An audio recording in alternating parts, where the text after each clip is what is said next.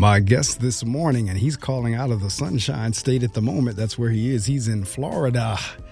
As my grandmother used to say, Florida, but he's down in Florida. And is none other than the Reverend Dr. Dharius Daniels.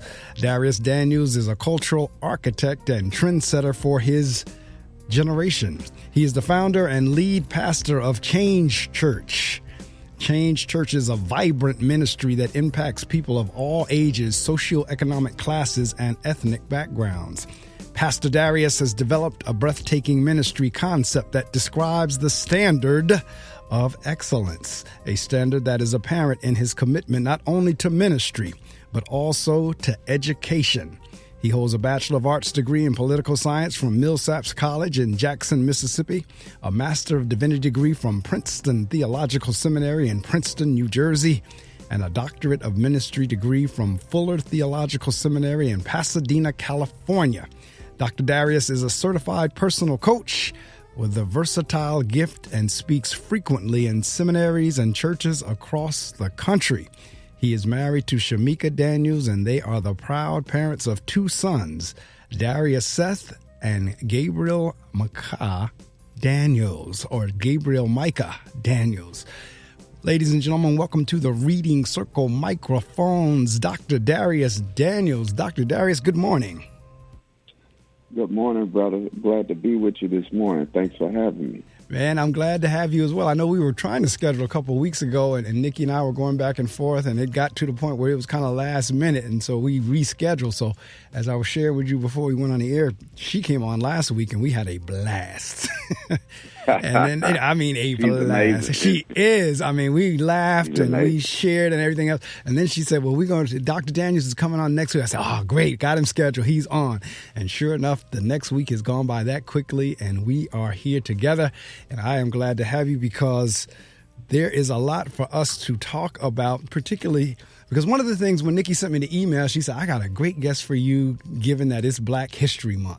And I said, well, that'll work for me. It's February, and I'm into themes. So the fact that she had shared that information, and the fact, again, two African-American males, and I'm reading in your bio the whole notion of excellence in ministry as well as in education. That's something we both have in common. So there's going to be a lot to talk about over the next hour or so. So folks in the listening audience, I challenge you to put on your seatbelts to listen along as we share different ideas and thoughts, and again, in so many different areas as being African-American men, in terms of it being Black History Month, talking about ministry and changing lives, talking about education, and just talking about how Dr. Dharius got to where he is, because there is a myth out there, unfortunately, and it's still out there, that African-American men don't do nothing. That is a lie from the pit of hell. That is not true.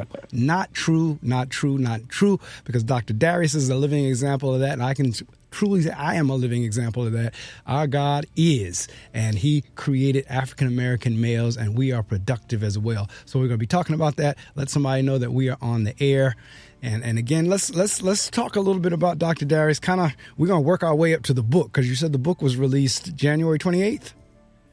Yes, sir. All right. We're going to work our way up to that, kind of like, how did you get to doing what you do? Kind of work us up the timeline a little bit in terms of the fact that usually my first question in terms of my authors is, with the writing piece, where did that come from? Is that something you always loved to do as a youngster, or were you a reader? Did you do in high school, or did the writing of the book come along later based on what you were doing career-wise or ministry-wise, what have you? So just kind of walk us through your early years, and then we're going to focus on where we are now. Yeah, sure, man. So I think to answer your question, I didn't necessarily know I wanted to be a writer. I'm still not sure, to be honest, how I feel about writing. I do know the passion for reading and learning was really instilled in me by my parents. Right. I grew up, and so during the summer, my parents actually made me, when I was growing up, my parents made me enroll in summer reading programs at the library. Right. And so they didn't just let me do what I appreciate appreciate it now, but back then, of course, I was a little upset with it because I wanted to goof off during the summer. But yeah, they at least they made me read, and so it created in me an appetite for reading, a habit of reading, and as I kind of grew and got older and really began to sense and see the power and the impact that books had on me, I began to see I was actually being, especially as I got older, I was being mentored by people I never met. And I was getting insight and perspective from them that I probably wouldn't be able to get if I had sat down in a 30-minute conversation, because they wouldn't be able to tell me as much as they told me in a book. And so I got to a point in my own life's work and calling where I recognized that if I wanted to touch people or influence people beyond my ability to personally touch them, then writing was going to be one of the most effective ways to do that. And that was and is the motivation for me when it comes to writing in general.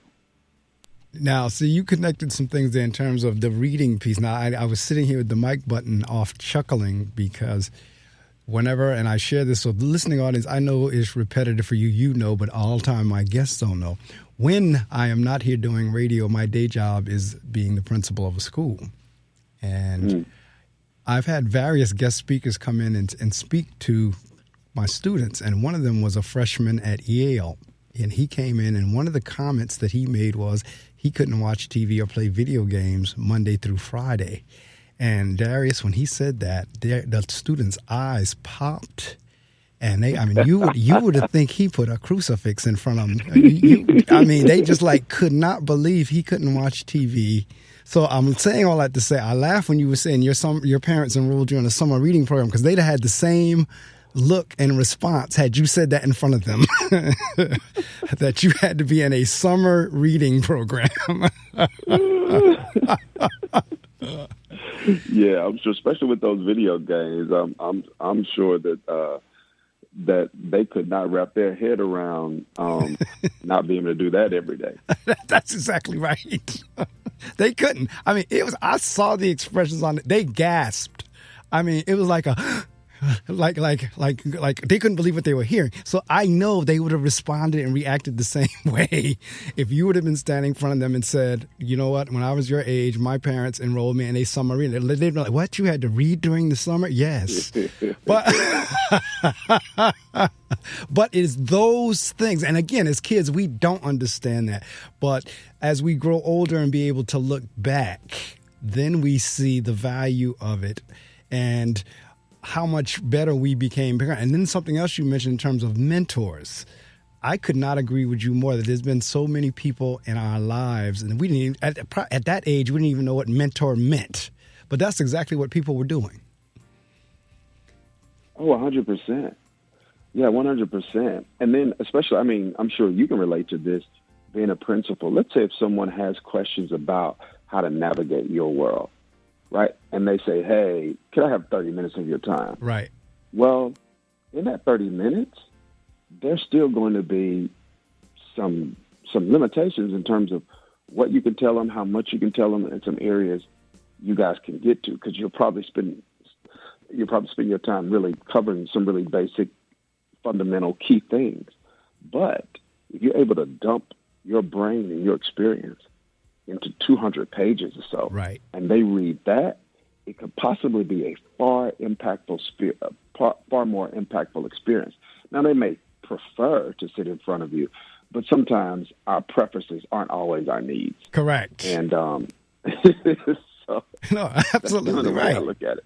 No, you're right. And in terms of the whole reading experience, because again, I shock myself because I'm constantly encouraging them to read more, because first of all, I'm a reader. So if I don't necessarily, I wish it would be nice if they would get to the level that I am in terms of reading. But I told them, you know what, that might be a little unreal, because I'm a true book geek. I am a true book, one of those bookworms. And for the most part, I've been since a kid.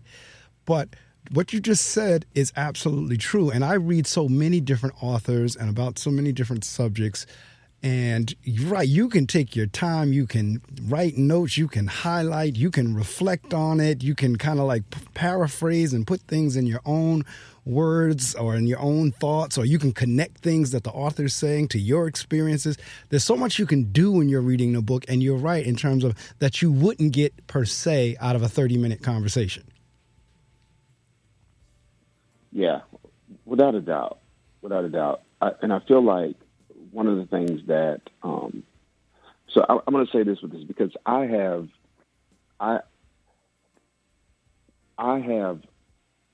colleagues, associates who, for them, reading it's a chore, right?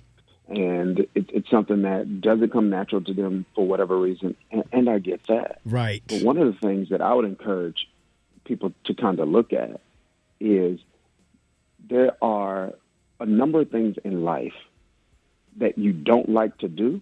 Correct. That you see as an investment. Correct. That reaps a reward later down the road that brings you so much joy and so much productivity and so much benefit that it outweighs the small period of time you got to spend doing something you don't like to do. Correct. So what I like to say is, especially when it comes to reading, ignorance is expensive. So it's not always something you love to do. Right. But it's going to cost you a lot more not knowing, not being informed, than it is to take the time to actually develop the discipline to at least, to some degree. You may not read to the extent that others read. Right. But I do think you need to love yourself enough and believe in your future enough to invest in it and Correct. to invest in you. And part of that's by reading and learning, I think. I could not agree with you more. And then there's a connection between reading and writing, because, again, I had the microphone button off and I chuckled when you said, I'm really not even sure if I consider myself a writer. Now, you don't know, because I've been doing this 19 years. You don't know over the 19 years how many authors I've interviewed that have made that statement. I'm not an author. Like, what? You have a book. I don't consider myself a writer. You just, over the 19 years, I've heard that statement more than not. And I predominantly interview folks who've written books. But I've heard that a lot. But there is a connection between reading and writing. And the reading piece gives you so many insights that when it is time for you to write, you have something to pull on. You have something to refer to. You have some thoughts that you now triangulate between whatever books you were reading and your thoughts, and you get that on paper. Now, for you, it's critical in terms of being a pastor and writing sermons, because I see on your website you have a sermon series, so forth and so on. So you're writing weekly or biweekly, or however many sermons you're doing per week. You're writing sermons as well. Yeah, and you know what? This is weird. I've never actually made that connection until you said that. Yeah, no. Let me tell you what I mean by that. What I mean by that is there are times when I'm having conversations with people who are in my line of work who struggle a little bit more with the preparation process than I do. Right. And so they may say, well, man, how long did it take you to do that? How did you do that? How did you do the series, and et cetera? And I didn't know. I didn't even think about that. How, one, writing actually and doing it frequently conditions me in a way that it makes the preparation process a little less arduous than it would be for someone else who hasn't been writing, and it's definitely going to be incredibly difficult to do it if you haven't been reading, because you can't, God can't pull out what you didn't put in. Correct. So. Correct. No, absolutely. I could not agree with you more. Yeah. So I didn't even think about how that really, really impacts the preparation process. And you're right. You got to. It's the equivalent of someone saying, "I'm going to give a speech every week for the entire year, and to some degree, I've got to give a different one." Right. Every week. Correct. And not say what I said the previous week. Right. Yeah. That's a... Yeah, and in order to do that, and see, again, talking from a ministerial perspective, God speaks in many different ways. He'll speak through people. He'll speak through books. He'll speak through experiences. You could be driving in your car and see something going on in the weather and it becomes a sermon. But in that preparation piece that you're talking about, like you just said, you have to be able to now have something to pull back from and make connections. And then you're trying to get your congregants, your parishioners, your folks in the congregation to see it and understand what you're saying. And you're right. That takes preparation. Now, I do a lot of speaking. I do a lot of speaking as well, even though I'm not a pastor, I'm not a minister, but I do a lot of speaking. And I know when preparing speeches, it is a lot easier whenever you have something to pull back on and from. Even like when I write my blogs, I might come up with a concept and sit there and stew on it for 2 or 3 weeks. I mean, different things will be coming to mind because I know that's the topic I want to write about. But then when I sit down to the computer, it flows. But that flow doesn't come unless, like you said, unless something was already put in. Yeah, without a doubt. And, I feel like what we're discussing is it's a life principle. It's not just a writing principle or speaking principle. It is a life principle. Whatever field or line of work you're in, there has to be a willingness to fill your well or to arm yourself with the information you need to be more effective in that area. It's like I was preparing this presentation that I'm having to do next week out on the West Coast. And I started thinking about something. And that is, it's really easy in certain lines of work to be trained on how, or trained and encouraged to study, especially in the people business. Right. You're trained to study everything but the people you're trying to help. Correct. It's weird. So it's like in life coaching, you're trained on coaching techniques and questions to ask and things of that particular nature. But you aren't trained on people. Like, even in seminary, I thought about this. I've spent, 3 years for my master's, 5 for my doctorate. It's like 7, 8 years of seminary training. And we always studied God. We never studied people. Right.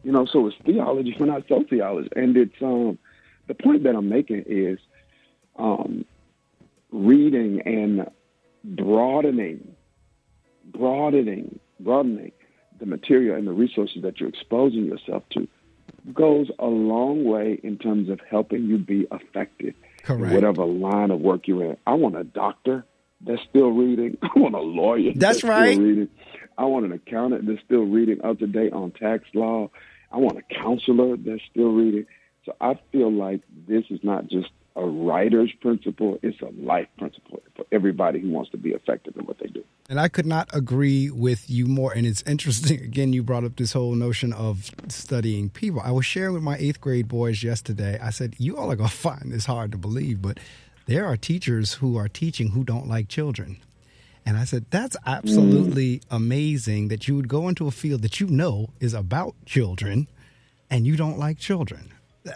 And so we were having that conversation yesterday, and I know you know this as well. There are some pastors that will go into preaching who don't like people. They're like, how can you go into this field and it's a people business? And how can you go? So you're right in terms of the study of people. I teach public speaking, and one of the first principles we teach in there is know your audience. You got to know your audience whenever you're preparing presentations. When you're preparing seminars, presentations, whatever, you got to know your audience. You really do. Now, in terms of, like you said, equipping yourself and preparing yourself, because I love that line in there you have about a standard of excellence. I'm going to touch on that in a minute, but I'm going to go back to this reading, writing thing, and I'm going to connect it to Black history here. There was a time, and my guess is in some places, it's still thought or said in terms of if you ever want to keep anything from Black people, put it in a book. Mm-hmm.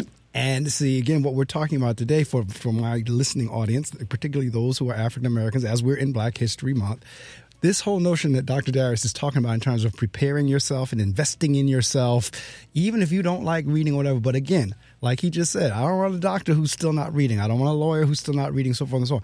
This whole notion of Black folks don't read, definitely, if that is the case, that's got to change, which I don't believe is the case. But we need to be prepared as a people. We need to understand and know our history. Every year, February rolls around. It's Black History Month. Black History to me is all 12 of the months, 365, 366 and a half, or whatever many days it is. Black History is every day. So for those of you listening in the audience who are African American, in terms of stepping your game up in terms of preparation, because it is about a standard of excellence. And as Dharius and I can tell you, our God is about excellence. Yeah, without a doubt. And, some people hear that word, Mark, and they, we could go so many different directions with that, because I feel like some people hear the word and, one, they don't associate it with their culture in the way that I think we should, because of narratives, because of media narratives and stereotypes and things of that particular nature. And, it's really bothersome to me when we attach trends and traits that are dysfunctional to our ethnicity, like correct, CP time, like to be Black means to be late, correct, and all of those things. It's I think it's personally, I think it's a personal affront to God. God's like, I didn't create you like that, and then right. Two, it's really insulting, I think, to generations that have come before us, correct, who could not function that way in order to get us where we are today. I mean, Dr. King couldn't function that way, and Langston Hughes couldn't function that way, and James Baldwin couldn't function that way, and Rosa Parks couldn't function that way. So the point that I'm making is that's really, really bothersome to me. And so I think, this is what I really think, I feel like when we say excellence, it is a commitment to be your best self. It is a commitment to say, I will not live life wasting any of the potential that God's given me. That's poor stewardship. Yes. That's to say to God, you could have taken what you gave me and gave it to somebody else who would have done more with it. Right. You owe yourself, you owe the people around you, you owe the world, you owe God simply a commitment to do the best you can with what you have. And a willingness to do that is excellent. Absolutely right. And what you were just saying in terms of it being an affront and an insult, that's why this whole notion, I heard it as a kid, and I still hear kids say it, and I hear some grown people say it for that matter. When someone is speaking correctly, properly, or the King's English, or whatever you want to call it, when someone is saying something in its proper manner, a lot of times as an African American, you'll get hit with, oh, you talk white. And so my issue with that is it's exactly what you just said. You cannot associate doing something one way or the other, like you said, with an ethnicity or a culture. I said, so the fact that you're saying you talk white, what you're saying is white folks do things right all the time and Black folks don't. And that's not the case. And the other piece of it is the other side of it, what you were just saying. So what are you saying about Black? Are you saying we're not supposed to talk correctly because we're Black? Are we supposed to be incorrect or grammatically inferior, grammatically incorrect because we're Black? Is that what you're saying when you say, oh, well, you talk white? Now, and I always get into this debate with folks. I understand Ebonics. I understand when you go back into the urban area, if you want to talk with your boys or in the hood, but you got to be able to go both ways. And with my students, I try to help them understand, if you want to progress in life, when you're going on interviews and things like that, you better be able to communicate well. Because if you go into that interview talking the same way you talk to your homeboy on the block, you're not going to get the job.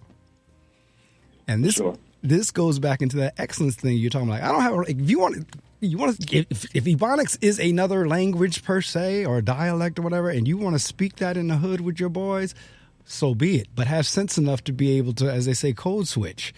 Have sense enough that when you are sitting in front of that interviewer, you can speak the King's English. So back to this notion of excellence again. I mean, that's the message that I'm constantly working with students on. Mr. Medley, I'm not going to do that interview. Yes, you are, because you made it a habit. Yeah, I think you said something that's so important, and that is understanding the importance of being able to speak multiple languages. Right. Yeah, you said nothing insulting or condescending about Ebonics, all subcultures have different languages Correct. and verbiage, etc. All of them do. Women do. There are things that women say to each other that we would never say to a woman. Right. Like, Absolutely okay, right. y'all call each other that. I'm not going to call you that. You know? That's right. So that's a language. That's a language that they have, but they also know that certain language is for certain contexts. Correct. When they come out of that particular context, then they know how to speak a different language. And I think it's so, like you said, it's so important for people to understand that what is appropriate for what context, and if you want to thrive outside your own context, then you have to learn to speak that language. The same thing applies if a person is going into the business world, financial world, medical world. All of these different streams of influence have language associated with them that you have to learn. Like if you go into a banker, there's some language you're going to have to learn. Correct. So I feel like encouraging people to expand and increase their ability to speak multiple languages in multiple spaces is a part of excellence. It's necessary for them to be their best self. And with this being Black History Month, it is something, as I mentioned earlier, that those who came before us, many of them who were influential in getting us to this place that we are now, it's something they knew how to do. Right. Dr. King, correct, was able to go to the White House. That's right. Yeah. So I think that's important. No, it really is. And I love the name of your church, Change Church, because what we do is about changing lives and making life better for others. So when we're talking and having conversations like we're having now, we're really trying to encourage people and trying to lift people up. So for those of you, if you happen to be listening, that's exactly what we're trying to do, even on this show this morning as we're having our conversation, is to lift you up. Something that will be said or done to inspire or encourage you to, as Dr. Dharius just said, be your best self with what God has given you. And again, even like, because when you said that, what came to my mind was the whole story with the talents, when God gave 1, 3, 5, 10, what have you, and the one with one went and buried his. And God came back and was kind of like, well, what did you do with the one I gave? And he made all kinds of excuses. And so he said, all right, fine, that's the case. I'm taking that one from you, giving it to the one that got 10, so forth and so on. But that's what came to mind when you were talking about that, in terms of do the best with what you were given. If you weren't given 5, do the best with that 1. If you weren't given 10, do the best with that 5. And on down the line, but do the best with what you have. Don't be making a bunch of excuses, because as he said, God created all of us. And God created all of us to do something and to be able to make a difference in someone's life. So I love the name of your church, Change Church, because that's what really our mission is to help change folks for the better. Yeah, for sure. And that's kind of what we're all about. It's the name is kind of a play on words. One of the things that we realize is that I think this applies not only to a church, it applies to people's lives too. Correct. That if we were going to help people change, we had to be willing to consistently change ourselves. Correct. And that's really, really difficult sometimes in church settings, because sometimes churches get their method confused with their mission. Right. And they assume to change the method means to change the mission. And it's not the same. If you're really committed to your mission, you're willing to change the method because the mission is first. Correct. And so, yeah, it really describes our commitment. And listen, there are a number of different ways in which churches and people contribute to changing people's lives. Correct. Some change it through inspiration. Some change it through, so those churches are kind of like inspiration centers. Some change it through liberation. So those Those are churches that, whether personally or socially, they're helping people get free from whatever is keeping them from being their best self. So there are a number of different ways and approaches that we all can take to help people experience change. But for us, that's why we call the church Change Church, because it's not just about our commitment to others. It's also about our commitment to ourselves. And that is to always be open to evolving into a better version of ourselves as a church so that we can continue to be relevant to those that we're called to serve and help. And I think that same principle that I say that we want to apply to our church is the same principle that can apply to people's lives. We got to be willing to do the same thing personally. Absolutely. It's going back to what we were talking about when we were talking about the reading and writing thing, when you just said, I don't want a doctor who stopped reading. It's you can't be someone who's trying to change or change someone unless you're willing to change and evolve yourself. Listen, you better believe it. I don't want a doctor using the same machine on me he used on my mama. I know that's right. And the thing is, like they don't have nothing else. Nothing else has come out in 20 years. That's absolutely right. What is that? I mean, I know even when I go to the dentist now, and if I did a timeline from the time I was going to the dentist as a teen and in my 20s to now, the different things that I could literally sit there and look at my teeth on the screen. They're pointing out everything to me. Like I can look at the x-rays and see it myself. They couldn't do that 20, 30, 40 years ago. I mean, and even back when my kids were born, there was a difference of 5 years between the kids. And this is going back to 89 to 94. From 89 to 94, there was such changes between the birth of my first child and the birth of my second child. It was ridiculous. So now you're talking 30, 40 years down the road, what you just said. No, you're not using the same machine on me that you used 40, 50 years ago, because we know there's more out there. But you have to be willing to change. And I go through this even with my teachers a lot in terms of teaching practice, because things have evolved so much in education, kids and how they perceive information, this and that. The old lecture way just really doesn't work well with kids much now. You can have some lecture, but you better be able to work some other strategies and tactics in. And as you were just saying, the mission to get you to know 2 times 2 equals 4 is the same. But how I get you to learn it may have to change. Yes. You know, I love your insight. And I don't know. I feel like I'm taking us all off the rails here, but not at all. I told you we were going to talk about in and everything. I would love to get your insight on that, because this is what I feel like is happening, right? I feel like, especially when it comes to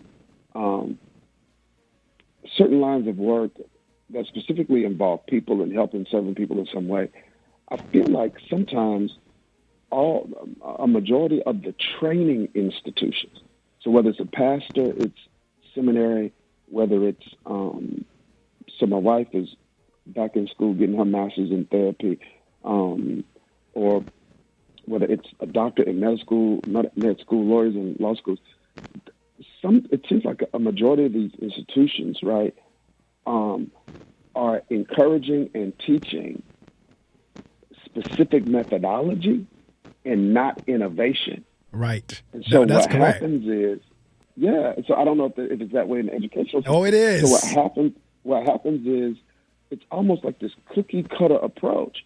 I remember sitting in seminary and then coming out and trying some of that stuff. And I was like, man, these people, I'm talking, they on Facebook while I'm talking. Like, they got their phone out.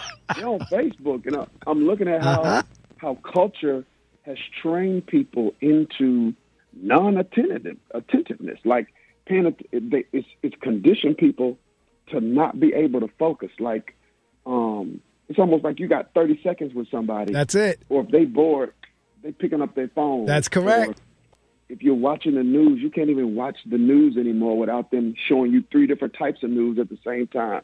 A ticker on the bottom, a ticker on the side, and then you're listening to somebody talk. So you're trying to listen to somebody talk, read breaking news, all at the same time.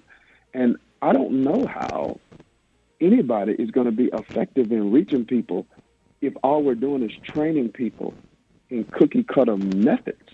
We got to train people to innovate, because if not, we're going to be irrelevant in classrooms, in courtrooms. I recently came across, there are some startling statistics about decreasing trends with church and people's interest in church's relevance to them. But I also came across a statistic that was startling recently, too. It was about marriage counseling and the effectiveness, right, of just people's encounter with the counselors. Right. It was only like 1 in 4 that actually said, this is helpful. And so I said to myself, what is that saying about the way we're training people to counsel, to teach, etc.? I really think we got to revisit that. No, you're right on point. And I'll tell you what, in terms of education, I say all the time, it's almost kind of like, and again, biblically, if you go back, that whole thing of putting new wine in old wineskins, it's kind of like that in terms of education, wherein in and of itself, we're still doing education the way we did it back in the agricultural mode. Now, this is my opinion, my view, but I'm in it, so I know. We're still doing things like in the agricultural age. And we've gone through so many ages. We've gone through agricultural, we've gone through industrial, we've gone through mechanical, now we're into this technological, internet, whatever they're calling now. And for the most part, we're still doing school the same way, because if you look at a school calendar or schedule, that was put together around the farming system. In terms of why kids got out at 3 o'clock in the afternoon and started at 8 and all this kind of stuff, why summers were off, all that was put together because of the farming and the crops and all that. We're still doing things the same way. In the classrooms, the way classrooms are set up, they're set up in the factory models. Like you just said, we're still pumping the same way on the bell system. The bell rings at 3:15, the bell rings at 2:04. We're still on that system. And kids really don't learn the best that way. And the same thing with, as you were just saying, the way that the institutions are teaching you, it is a cookie cutter approach, because they're looking at you to go in there and do X way when really Y way is going on. And the thing is, like you were talking attention span, the attention span now is a little less than a gnat. Most folks have the attention span of a gnat because there's just so much going on at the same time between social media, this, that. So you have to, back to what you were talking about preparation, knowing all that, you have to prepare your lessons and sermons and everything else with that in mind. How am I going to keep these people's attention without them going off into their phones, without them going into their tablets or Facebook or this, what, and the other? And that takes some preparation. It really does. I don't envy folks who have to. I love public speaking. I love presentations. But I do know you have to keep exactly what you said in mind. I know I got an audience that if I don't keep their attention and keep it moving, they're going to tune me out. And back to the point you were just talking about with counseling, depending on how the counseling is done, because I was reading a book one time that totally, when it talked about marriage counseling, the whole thing they said was marriage counseling ain't nothing but man bashing. Or if you go to that is not, like men would say, I'm not going there because all they're going to do is blame the man. Those are the type of, counselors got to think about, okay, am I equally waiting this thing out? Or am I, So it's just a lot to think about, because we're in such a fast-moving time, attention span-wise, that it does impact every institution in terms of education, whether it's in the ministry or what have you. You really got to think and prepare, how do I keep folks' attention?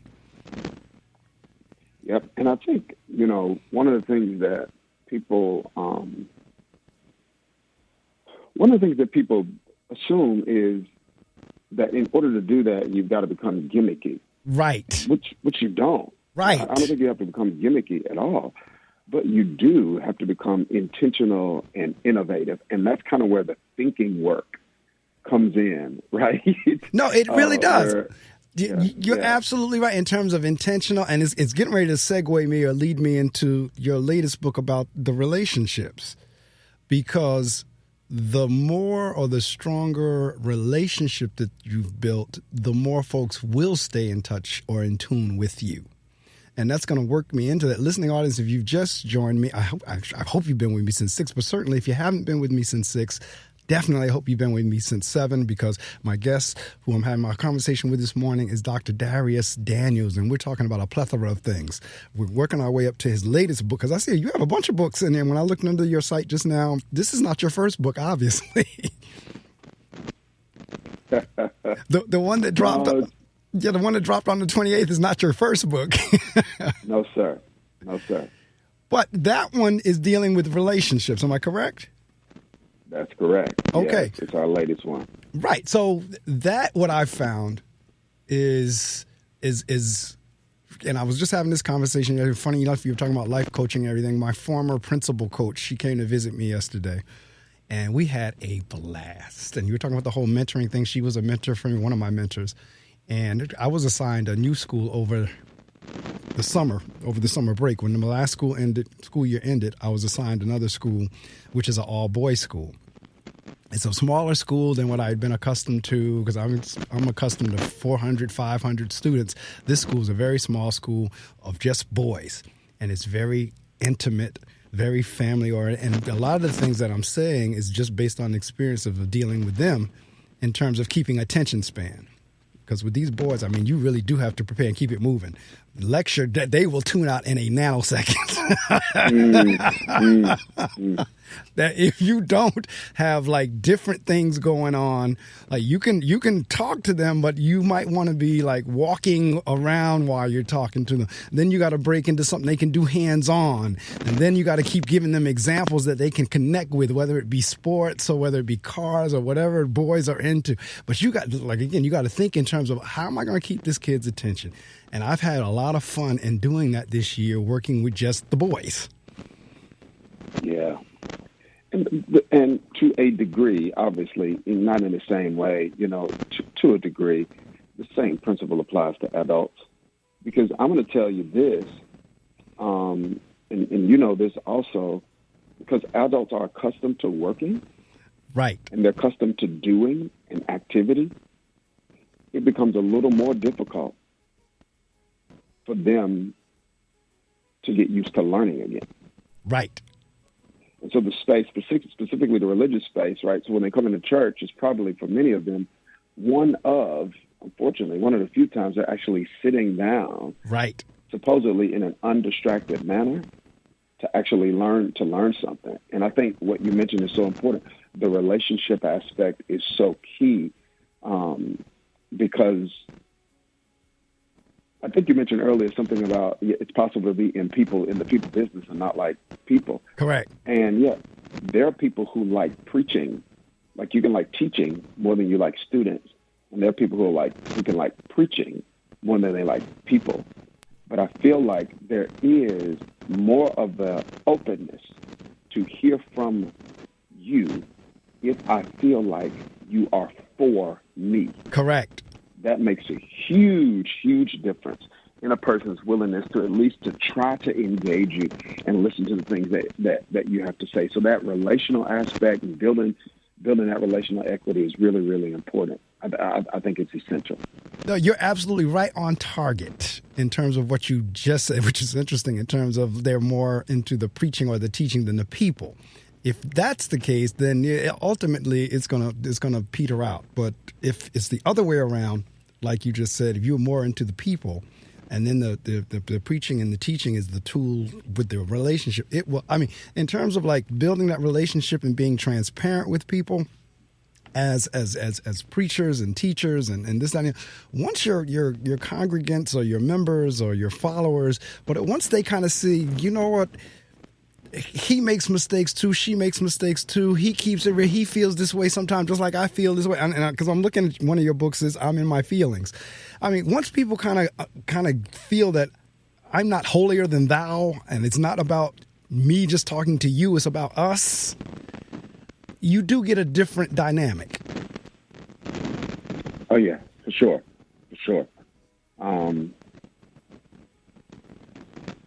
And I think that applies across the board, personally, professionally. Like so, in my world, like you said, you're right. It can, or in the religious world in general, it's holier than thou. But in somebody else's world, it's smarter than me, or right, better than me, or having more than me. But the point is, I think that same principle applies. No, it really does. And it's like I said, in terms of that connection, it really does. So I'm looking on your site about, okay, I see Lent devotional. I see before you do, after you did, strong, closer, better resource. I'm in my feelings. I see the altered or what is it? Altered? Altered. It is altered. Okay. And then I see represent Jesus. I see listen. And again, the after you did, after you do. So let's talk a little bit about those and then work our way up to your latest release. Yeah, I think it's interesting that you mentioned those because we talked about innovation a little earlier. So out of all of those, only 2 of those are published books. Represent Jesus is a published book, and this latest book, Relational Intelligence, that I did with Zondervan, which is Zondervan's the Christian division of HarperCollins. Those are the only 2 published books. One of the things that I started noticing when I was teaching was this, that when it came to what I call signature sermon series, people needed something more than the messages I was giving on Sunday to help them reinforce the information. So when we felt like something was a signature series, and for us that means you cannot experience God's best without mastering this information. Right. That all series are important, but all sermons are not equally as consequential. So when we felt like something was that consequential, we would take the sermons, summarize them, put them kind of in a small workbook form, and then release that when the series was over to the members of our congregation so that they had something to continue reading and working through. Correct. Once that sermon series was over. So a lot of those that you named are really, really small, 30, 40 pages, and we just decided to throw them up so that other people who were not necessarily a part of our congregation, if they wanted to benefit from them, they could. But that was the whole idea. We did a series on Before You Do, After You Did, and that was a teaching I did on relationships. And we felt like, people need more than just the audio. They need some of my points and the notes and reflective questions and exercises. So that was an attempt on our part to be innovative in the way that we were presenting information to people and in the way that we were actually helping people learn, as opposed to them coming and sitting and listening to me teach every week, and that be the only way that they got that information.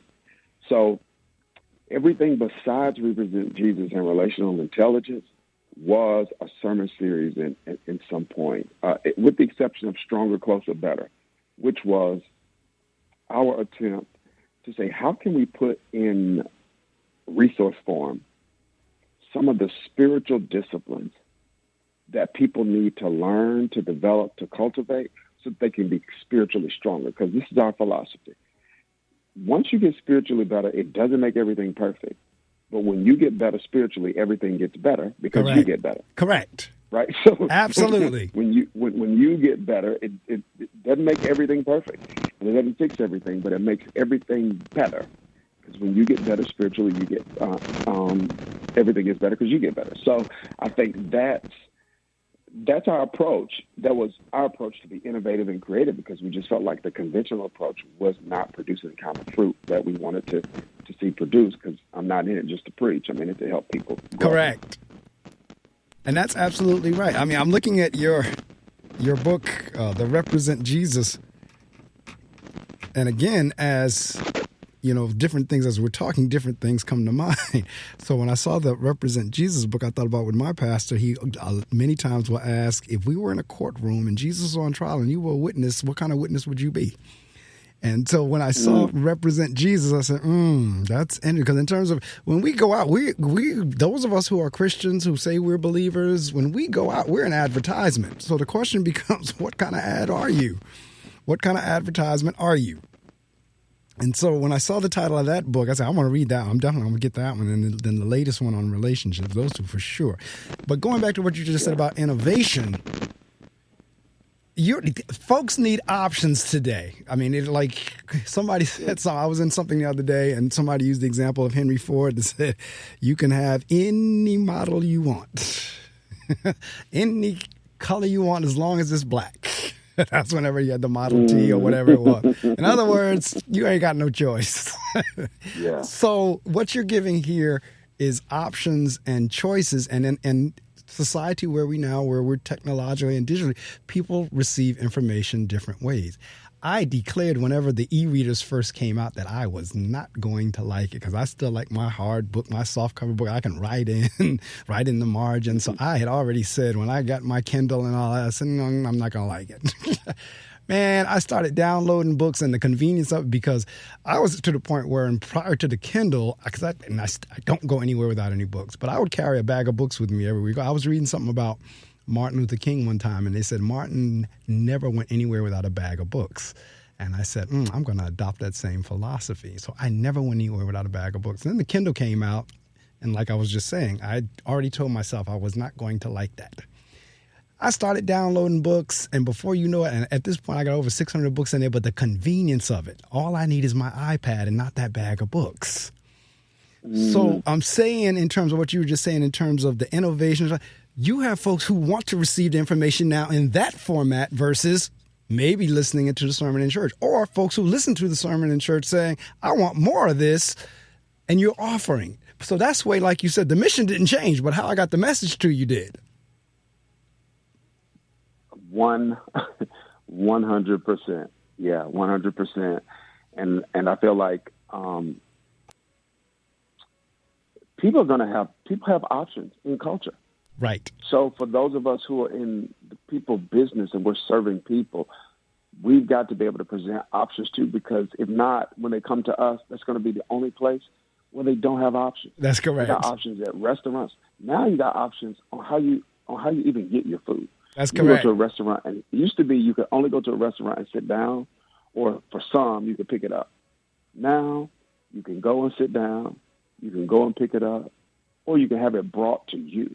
If the restaurant doesn't deliver, you got Uber Eats and Postmates and all of these other options.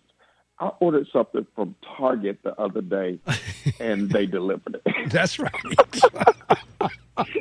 So that's right. Yeah, and so people are accustomed to options, so we got to get that to them. No, we do, and it's so important in terms of the church. Going back to what you were saying about the church, it's not a matter of being gimmicky. It is a matter, though, of being able to keep people's interests and allow the options. Because like you said, every other place allows the options. And if you don't allow it, they're going to go to a place who does. And that's just the way people are at this point. Because the argument, and I get this from my own sisters, my own family members, I don't need to go to church to have a relationship with God. I'm like, okay, I get that. But at the same time, you still need to be around other believers, or be around that same energy, people with like minds, this, that, and the other. So there are a lot of people out there that feel like all I need to do is listen to the radio or watch TV.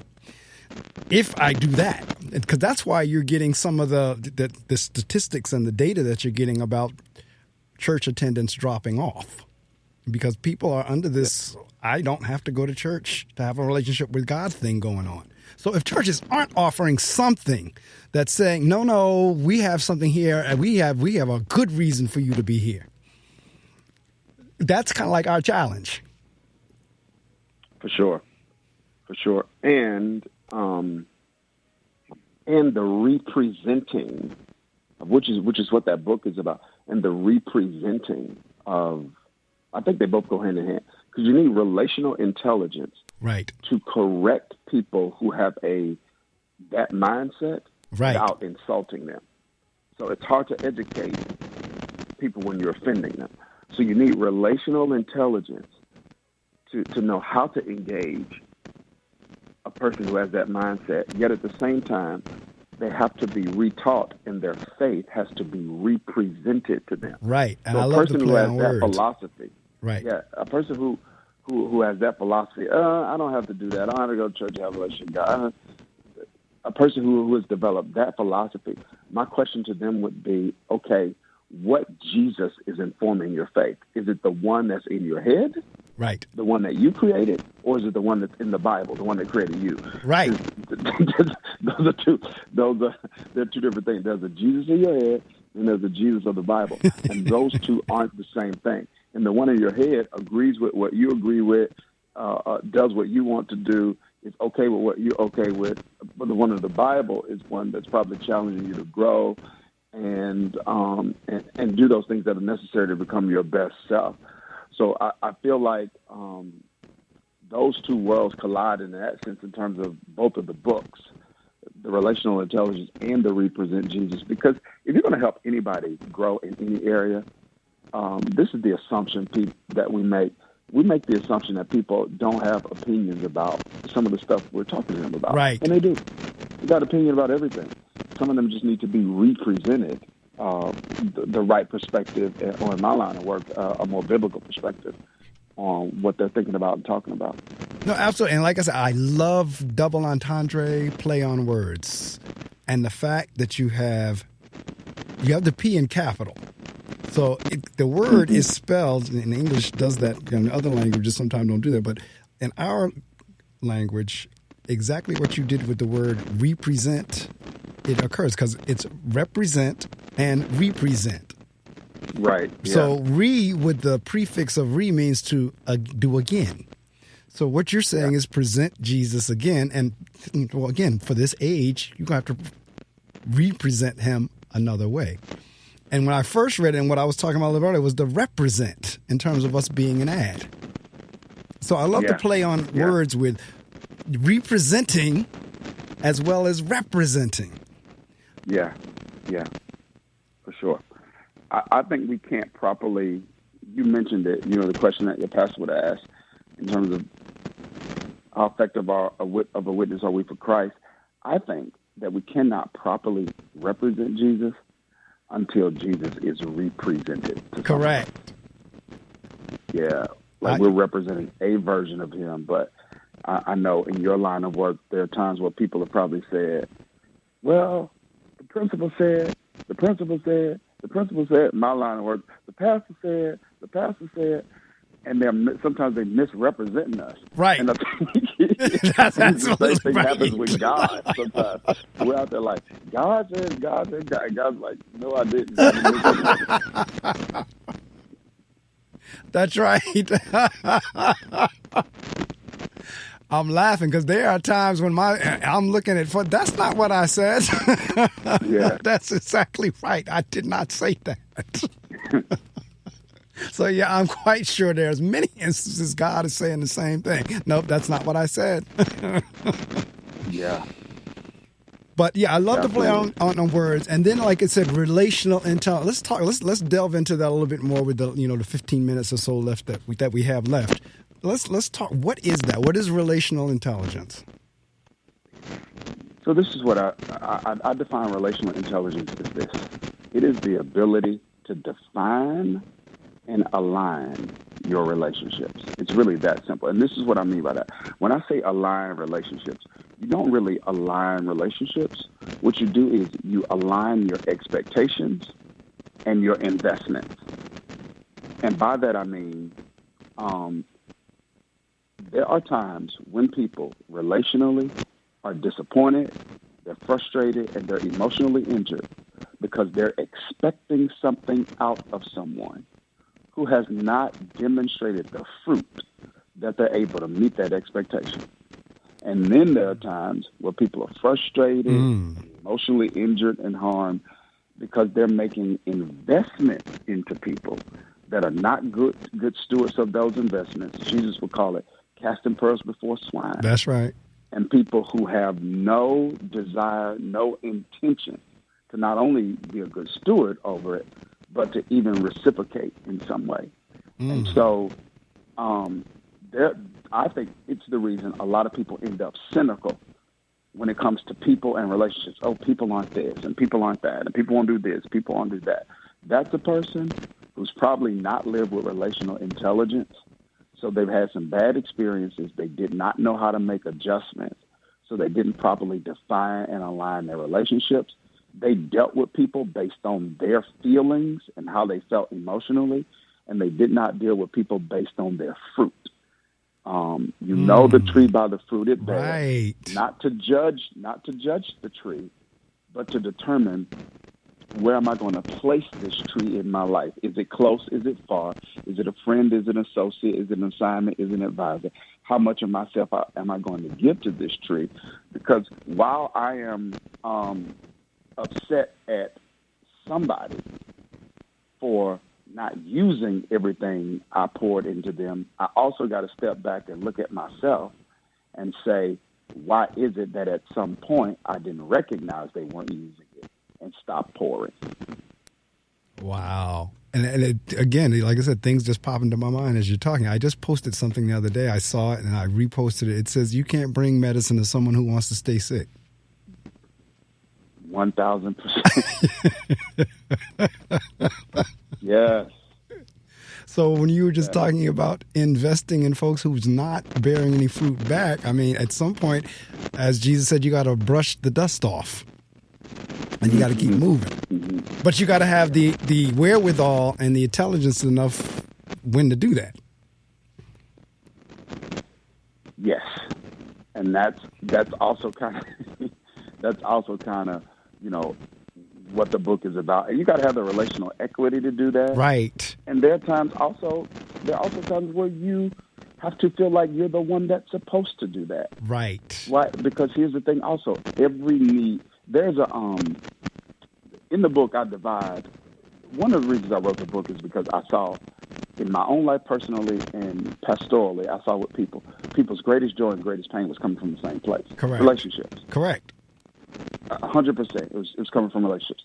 And so what I began to recognize is a lot of the books out there on relationships were either books on romantic relationships or on parenting. Correct. That was it. There was not a lot out there that dealt with this whole other segment of relationships that consumes most of people's worlds.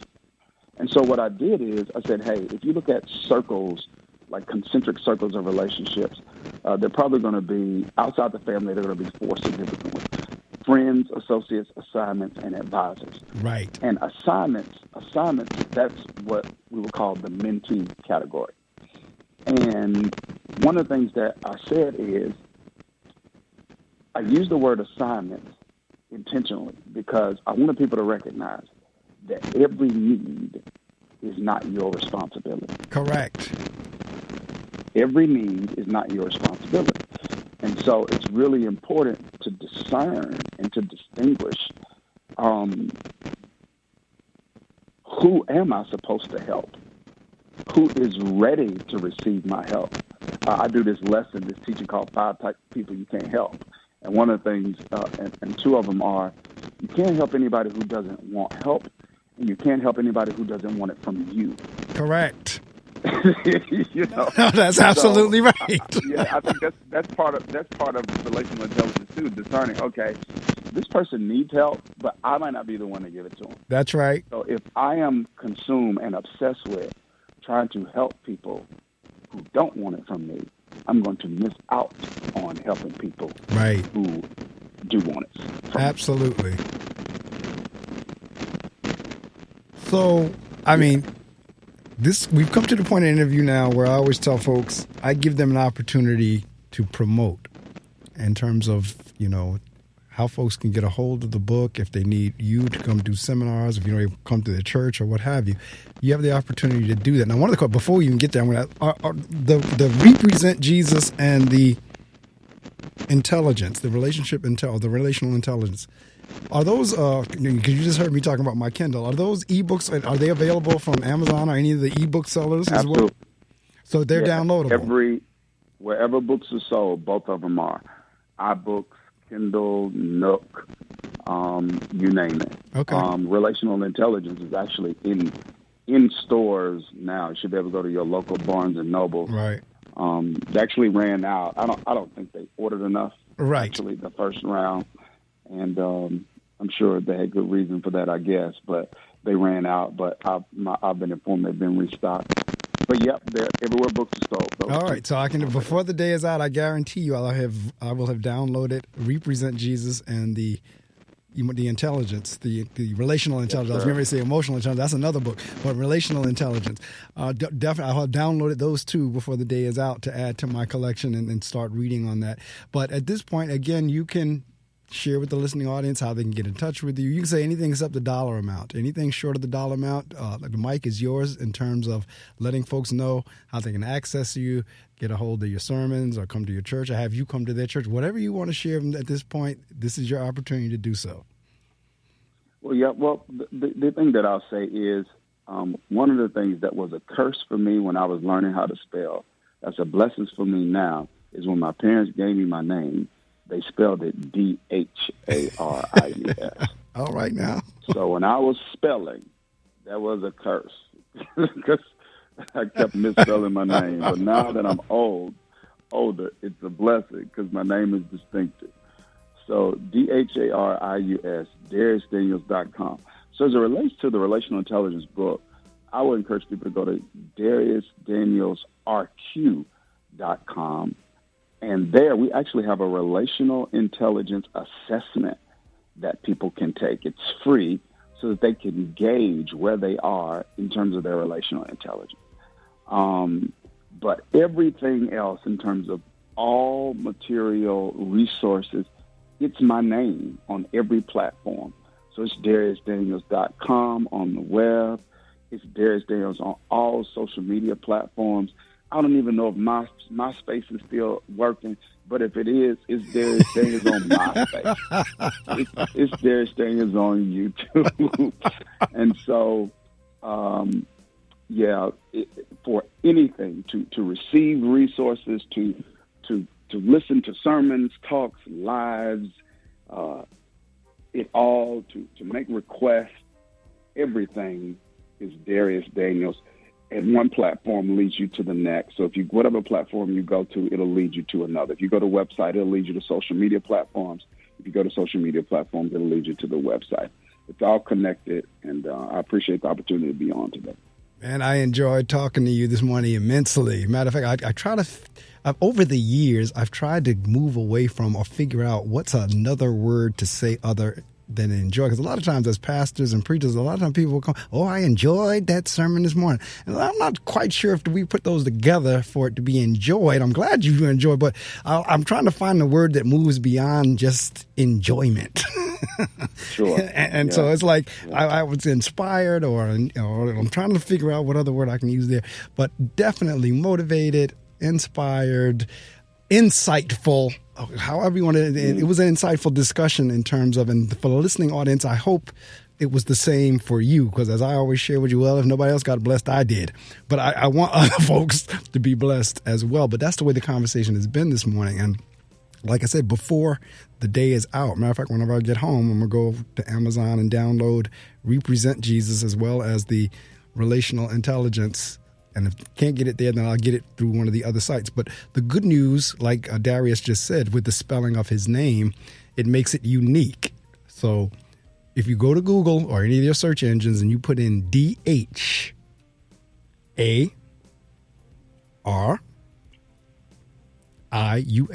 it's not DA, it's the DH. That's the key to it. Mm-hmm. DHARIUS, Daniels.com. It'll, like he said, it'll take you to all the other platforms. So remember, it's the DH. Like for me as a kid, my first name is Mark, and my parents spelled it MARC versus MARK. So it's not that I had trouble spelling it, but all the rest of the adults did. Every time I get anything, correspondence, anything, it's always MARK. And so I didn't have trouble spelling my name, but all the adults always spelled it wrong because, the common way is MARK.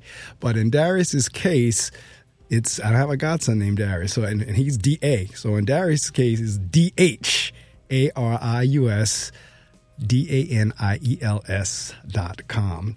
Thank you so much, my brother, for rising early this morning with me down in Florida. I trust you all are warmer down there than we are up here. We're at 13 degrees here. I don't think you're at 13 in Florida. No, it looks like it'll probably be 70. See? You ain't right. No, it looks like it'll be about 70. That's all. I know that's right. Well, you have a wonderfully blessed day, weekend, week, the rest of the month and year, so forth and so on. And we will be back in touch again for sure. Have you back on the show. I always tell my guests they have an open invite. They have some new work that they want to introduce or whatever. It's just a matter of getting on the schedule. Yes, sir. Thank you so much. All right, now we'll be in touch. Okay. All right, take care now. All right, that wraps up another episode of The Reading Circle with your host, Marc Medley. My guest this morning was Dr. Dharius Daniels, and we got into some insightful conversation.